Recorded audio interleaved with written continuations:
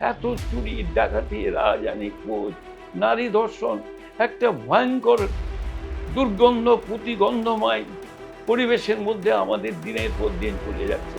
আমি তো আগেই বলেছি পরিবর্তন তো রাজনীতির স্বাভাবিক ধর্ম। ইন্দিরা গান্ধী, ইন্দিরাজির মতো এরকম প্রধানমন্ত্রী আমার জীবনে খুব কম।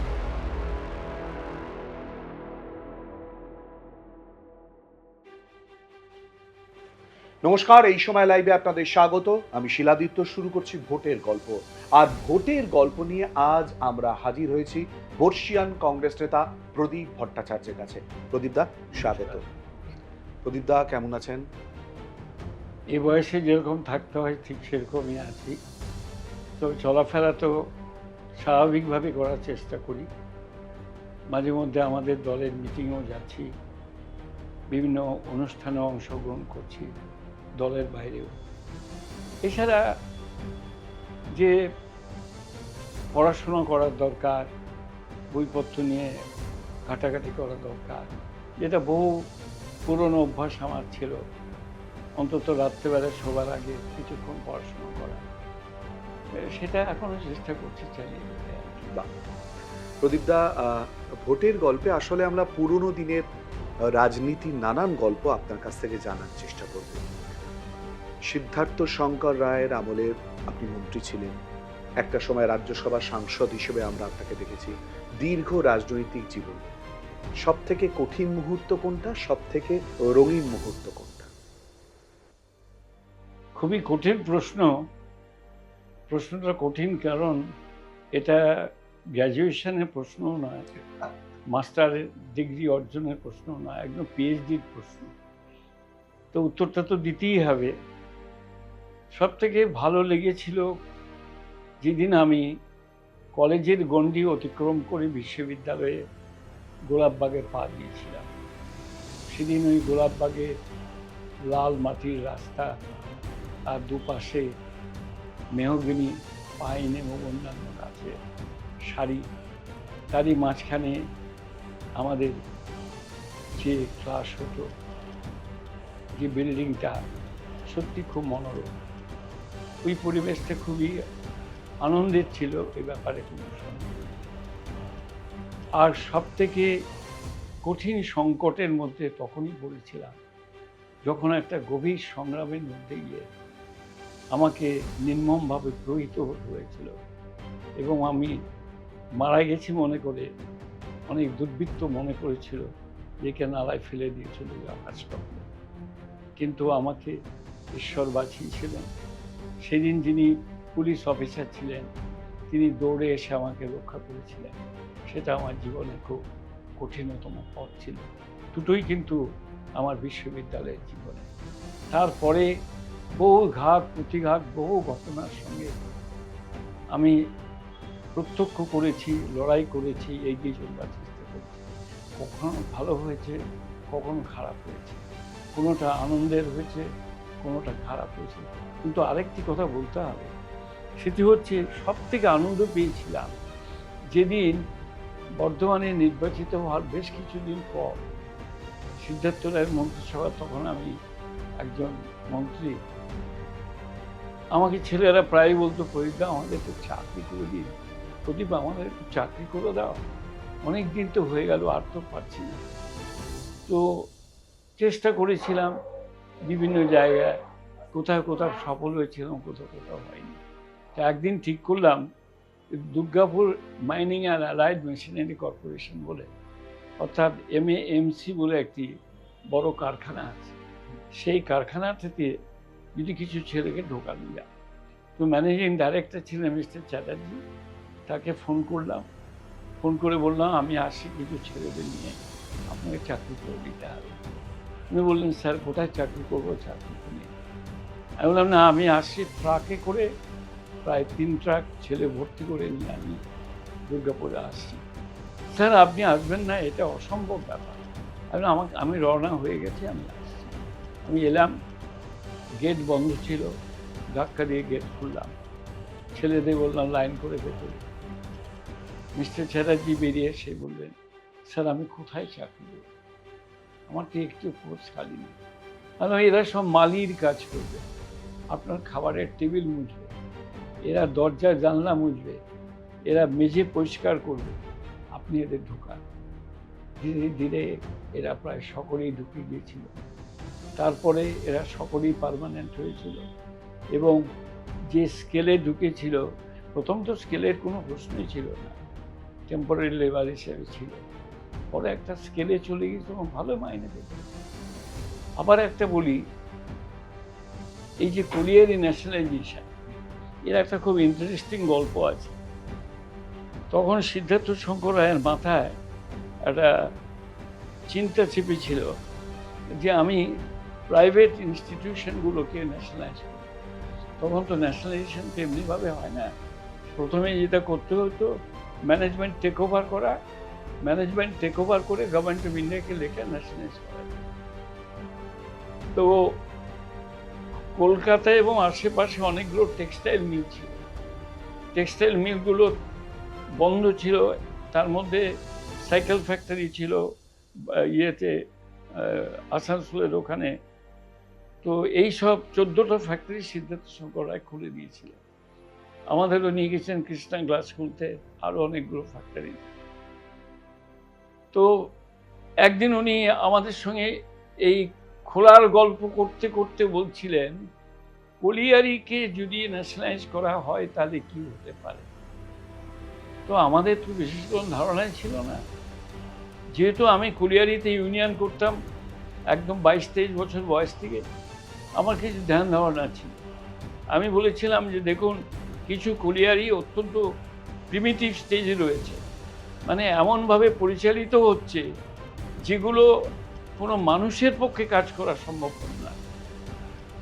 এরা মাইনে পায় না, এদের প্রতি বর্বরচিত অত্যাচার হয় এবং এদের জীবনধারণ পদ্ধতি অত্যন্ত খারাপ। এরা যে মাইনেটুকু পায় মদ খেয়ে উড়িয়ে দেয়। এদের নতুন জীবনে প্রবেশ করতে হবে, এদের চেহারার আমল পরিবর্তন করতে হবে, কাঠামোর পরিবর্তন করতে হবে। তো উনি শুনলেন, আমরা সবাই মানে আলোচনা করলাম। তো একদিন নিউ ঘোষী কলিয়ারিতে আমি গিয়েছি, সেটা আসানসোলের কাছে কালীপাহাড়ি বলে একটা জায়গায়। তো নিউ ঘোষী কলিয়ারি ম্যানেজমেন্ট আমাকে ঢুকতে দিতে চায়নি। আমি ভয়ঙ্কর রেগে গিয়েছিলাম, এসে বলেছিলাম যদি কয়েকদিনের মধ্যে যদি এটা ন্যাশনালাইজ করতে না পারি তাহলে পরে আমি মন্ত্রিত্ব করার ছেড়ে দেব। তা আমি সিদ্ধার্থ শঙ্কর রায়কে সব বললাম। উনি বললেন ফাইল দাও। ফাইল তৈরি করে দিলাম, কলিয়ারিটি ন্যাশনালাইজ ম্যানেজমেন্ট টেক ওভার হয়ে গেল। সেই যে ম্যানেজমেন্ট টেক ওভার হলো, তারপর কলিয়ারি ন্যাশনালাইজেশনের কাজ শুরু হয়েছে। সুতরাং কলিয়ারি ন্যাশনালাইজেশনের কাজে সূচনার প্রথম ফাইলটি এখনও যদি আমি জানি না রাইটার্স বিল্ডিংয়ের আর্কাইভে থাকে, তাহলে খুঁজলে আপনারা দেখতে পাবেন আমার সাথে। রাজীব গান্ধীর সঙ্গে সম্পর্ক আমরা শুনেছি, যেদিন ইন্দিরা গান্ধী প্রয়াত হন বা গুলিবিদ্ধ হন, সেদিন রাজীব গান্ধী মিটিং করছিলেন দীঘাতে এবং আপনি দীঘাতে নয়, রাজীব গান্ধীর সঙ্গে আমরা 3 দিন ধরে ট্রেনে যাত্রা করেছি এবং ট্রেন যাত্রায় এসি 3 টায়ারে ছিলেন উনি। আমি আবার একটু হাত ফাত দেখতাম। আচ্ছা, তো আমার মনে আছে একদিন দুপুরবেলায় খাওয়ার পরে রাজীব গান্ধীকে বললাম আপনার হাতটা একটু দেখব। উনি হেসে বললেন তুমি কি পামিস নাকি? হ্যাঁ, বললাম এক হাত তো দেখি চিরো টিরো পড়েছি, বেনাম পড়েছি, জামান পড়েছি, এক হাত যায়। তো অনিচ্ছা সত্ত্বেও একটু কৌতূহল করতে করতে হয়ে হাতটা বাড়িয়ে দিল এবং হাতটা দেখে বললাম আপনি খুব শিগগিরই প্রধানমন্ত্রী হবেন। এটা কিন্তু হট করে যে ওরকম লেগে যাবে এটা আমি কিন্তু আর নিজেও ভাবি। তো রাজীব গান্ধী প্রধানমন্ত্রী হতেই পারেন, এটা তো অ্যাস্ট্রোলজারের কোনো প্রেডিকশনের ব্যাপার নয়, এটা কমন সেন্সের ব্যাপার। তো যাই হোক আমি বললাম, উনি একটু হাসলেন, এসে হাতে গুটিয়ে। আমাদের তো 3 দিনের যাত্রা, শেষটা হচ্ছে দীঘাতে। রাত্রে রইলাম দীঘায়। দীঘাতে থেকে পরের দিন সকালবেলায় আমরা এলাম কাছে। জনসভায় দাঁড়িয়ে রাজীব গান্ধী বক্তৃতা করছে, ইমোশনাল বক্তৃতা করছে, প্রচুর লোক। আমরা পেছনে বসে আছি, এবি গণিকান্ত, প্রণব মুখার্জি, আমি, সোমেন, মান্নান, আরো অনেকে। তো একজন পুলিশ অফিসার এসে বরকত গনি খান চৌধুরীর হাতে একটা স্লিপ ধরিয়ে দিল। সেই স্লিপটা উনি আবার প্রণব মুখার্জিকে দিলেন। প্রণব মুখার্জি উঠে গিয়ে সঞ্জয় রাজীব গান্ধী হাতে দিলেন। রাজীব গান্ধী ওটা দেখেই স্লিপটা পড়ে পকেটে পুড়ে মাইক বন্ধ করে দিয়ে সোজা নেমে কাজ করে। কি হলো বুঝতে পারলাম না। ওরা বরকত দা এবং প্রণব দাও গাড়িতে উঠে গেলেন, আমরাও গাড়িতে উঠে গেলাম। রাস্তায় শুনলাম ইন্দিরা গান্ধীকে গুলি করা। পরে শুনলাম যে স্লিপটা পাঠিয়েছেন বিনয় চৌধুরী। তিনি তখন পশ্চিমবাংলার মুখ্যমন্ত্রীর দায়িত্ব পালন করছিলেন সম্ভবত। যে হেলিকপ্টার রেডি, কোলাঘাটে হেলিকপ্টার যাচ্ছে এয়ারফোর্সে, সেই হেলিকপ্টারে গিয়ে উনি যেন সোজা চলে আসেন দমদম বিমান ঘাঁটিতে। সেখান থেকে স্পেশাল এয়ারক্রাফটে দিল্লি চলে যেত। তো প্রণব দা, বরকত দা এবং সঞ্জয় রাজীব গান্ধী তিনজনে হেলিকপ্টারে করে দিল্লি যায়। তারপরে ইন্দিরা গান্ধীর মৃত্যু পরবর্তী বাংলার রাজনীতি, ভারতের রাজনীতি, রাজীব গান্ধীর মৃত্যু পরবর্তীতে বাংলার এবং ভারতের রাজনীতি আপনার জন্য। দেখুন, এ তো রাজনীতির তো ক্রমবিবর্তনশীল। রাজনীতিকে আমরা একটা সুনির্দিষ্ট জায়গায় দাঁড় করিয়ে রাখতে পারি না, কিন্তু ভারতীয় রাজনীতির সঙ্গে, অর্থাৎ এই প্রাচ্যের রাজনীতির সঙ্গে পাশ্চাত্যের রাজনীতি একটি মূলগত পার্থক্য আছে, যেটা সম্পূর্ণভাবে প্রাচ্যের রাজনীতি সবটাই কিন্তু ব্রেনে চলে না, কিছুটা হৃদয়ে চলে।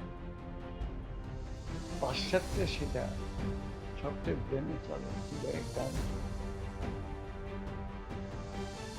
ইন্দিরা গান্ধী, নেহরুজি বলুন, এবং তার পরবর্তী যুগে ইন্দিরা গান্ধী, রাজীব গান্ধী, মনমোহন সিং, নরসিমহা রাও, যাই বলুন না, নরসিমহা রাও, মনমোহন সিং, এই যে রাজনীতির ধারাবাহিকতা, বা বাংলার মাটিতে বিধানচন্দ্র রায়, সিদ্ধার্থ চন্দ্র রায় রাজনীতি, এই যে ধারাবাহিকতা, আজকের রাজনীতির ধারাবাহিকতার সঙ্গে গুণগত পার্থক্য। আজকের রাজনীতির ধারাবাহিকতার সঙ্গে গুণগত পার্থক্য কোন রাজনীতির সঙ্গে?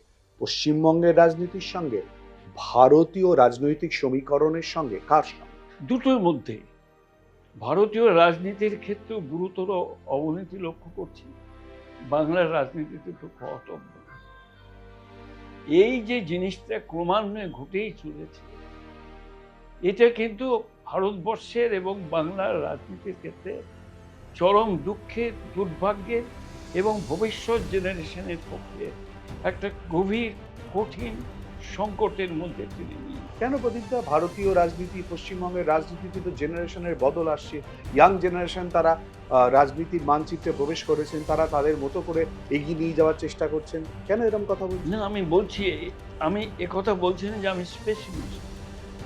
আমি জানি এর মধ্যে থেকে হয়তো নতুনের কোনো আবির্ভাব হবে, হয়তো নতুন কোনো ইডিওলজি, নতুন কোনো ভাবনা নিয়ে, নতুন কোনো স্বপ্ন নিয়ে আমাদের চোখের সামনে কেউ হয়তো নতুন আলোক ভর্তিকা নিয়ে কোনো তরুণ প্রজন্মের আবির্ভাব করবে।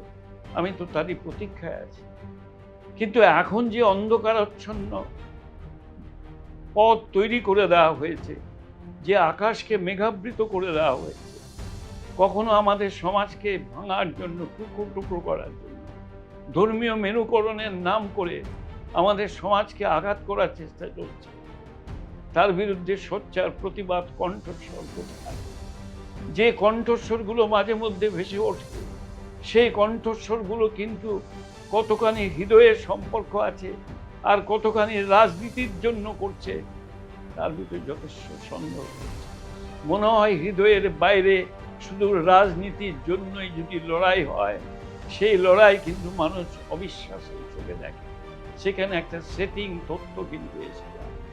আজকে যে রাজনীতির পরিবেশ বাংলার মাটিতে তৈরি হয়েছে, এই ঘৃণ্য রাজনীতির পরিবেশ তো বাংলার মাটিতে ছিল না। আমি জানি দুর্বৃত্তায়ন বাংলার রাজনীতিতে আজকের নয়, বহুকাল ধরেই চলে আসে। রাজনীতি যারা করেন তাদের মধ্যে কেউ কেউ দুর্বৃত্ত হতে পারে, কিন্তু এখন দুর্বৃত্তরাই রাজনীতির নিয়ন্ত্রিত শক্তি হয়ে দাঁড়াচ্ছে।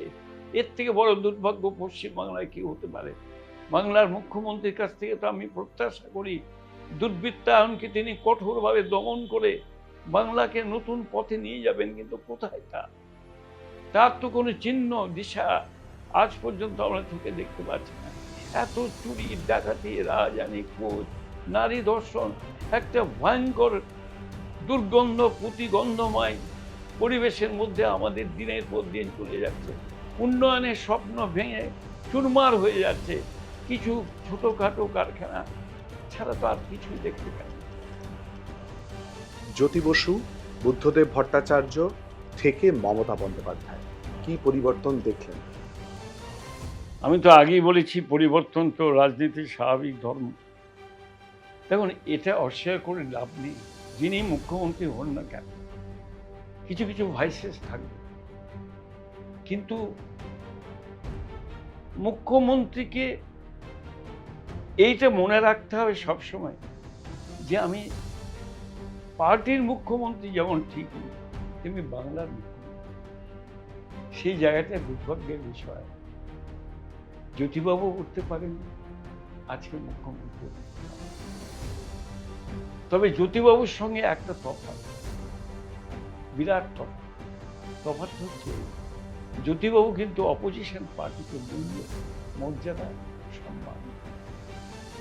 আমি যদি একটা টেলিফোন করতাম প্রদেশ কংগ্রেসের সাধারণ সম্পাদক, তিনি ফোনটা ধরতেন, কথা বলতেন, মিট করতে চাইলে টাইম দিতেন। আজকে আমাদের দুর্ভাগ্য, সে টাইম উত্তরও পাইনি, টেলিফোনে কথা। এইটাই। আমি আর প্রশ্ন করব না, একটা অনুভূতি বোঝার চেষ্টা করব। আপনারই প্রতিবেশী ছিলেন রাজ্যের প্রাক্তন মুখ্যমন্ত্রী প্রয়াত বুদ্ধদেব ভট্টাচার্য, দেখা হলে কি গল্প হতো? দেখুন, বুদ্ধদেব বাবুর সঙ্গে আমার দেখা সাক্ষাৎ বাড়ির থেকে বেরোনোর সময় বা ঢোকার সময় খুবই কম, খুবই কম। যখনই গেছি, রাইটার্স বিল্ডিং এ গেছি, ওনার সঙ্গে কথা হয়েছে, খুব হৃদ্যতার সঙ্গে কথা হয়েছে। এই যে নন্দীগ্রামে কথা বলছিলাম, আমি বাংলা বন ডেকে দিলাম 24 ঘন্টা। বুদ্ধদেব বাবু তো আমার কমপ্লেক্সেই থাকতেন, তিনি তো বাংলা বন্ধের চরম বিরোধিতা করেছেন, কিন্তু আমাদের মধ্যে বিভিন্ন বৈরিতা আছে। রাজনীতির পার্থক্য সংঘাত, সামাজিক সংঘাতে কোনোদিনও রূপান্তরিত হয়নি, যেটা আজকে হচ্ছে, চরম দুর্ভাগ্য। অনেক ধন্যবাদ প্রদীপদা আমাদের সঙ্গে এই আলোচনায় অংশগ্রহণ করার জন্য। ভোটের গল্পে এটা খুবই প্রত্যাশিত ছিল প্রদীপদার কাছ থেকে। 64 বছর, দীর্ঘ 64 বছরের রাজনৈতিক জীবনে অনেক বিষয়, অনেক ঘাত প্রতিঘাত, অনেক উত্থান পতন এবং অনেক রাজনৈতিক পালা পাট পরিবর্তনের বিষয়ে আমরা জানবো, সেগুলো জানলাম। আরো হয়তো অনেক কিছু জানার বাকি থেকে গেল, কিন্তু ভোটের গল্প আজকের মতো এ পর্যন্তই। ভালো থাকবেন আর আপনাদের চোখ থাকুক অবশ্যই করে এই সময় লাইভে।